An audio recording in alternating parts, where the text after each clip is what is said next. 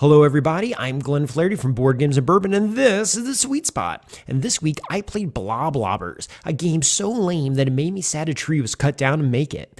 And in it, you're going to get some very thin round pieces of paper that you flip in the air and you hope it lands on stuff. And if it lands face up, you get the stuff. And if you end up with the most stuff, you win. Yippee! It's the kind of game that you give a toddler, or maybe play at 3 a.m. after 20 beers, at which point you'll probably use them as coasters, because you're classy.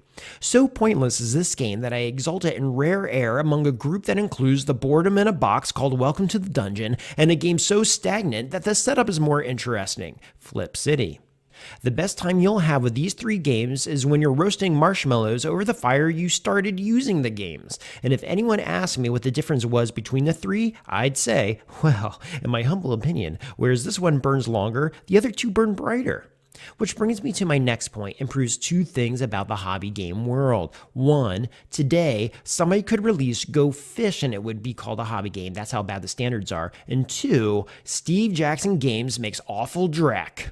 Steve Jackson Games is old Elvis, a shut-in company that lives off past glories and completely phones it in. Sure, you can go to their official website that looks like it's still on GeoCities, and you can read all about their groundbreaking games like Zombie Dice, and Martian Dice, and Hipster Dice, and now Blob Lobbers. Not a stellar lineup. The rest is essentially reissues and variants on games that are 20 to 40 years old. The most promising in their lineup is the Munchkin CCG, and even at that, it's both a game and format that are far past their prime. What is their goal? Why Blob Lobbers? Why put this out? Its production quality is so poor that I expect to find it at the dollar store next to game knockoffs like Checkers with a Z or Connect 4-ish.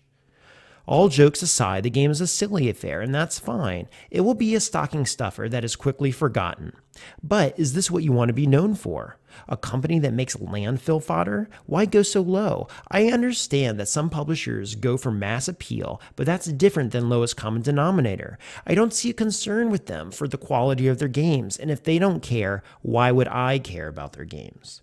In itself, there's no shame in the game. If you make shovelware and somebody wants to buy shovelware, then that's dandy. But my guess is that those buying this for $5 are taking a chance, don't know better, and they're going to be disappointed.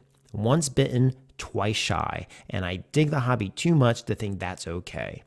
Blob Lobbers gets a 3 out of 10. Steve Jackson Games gets a 1 out of 10.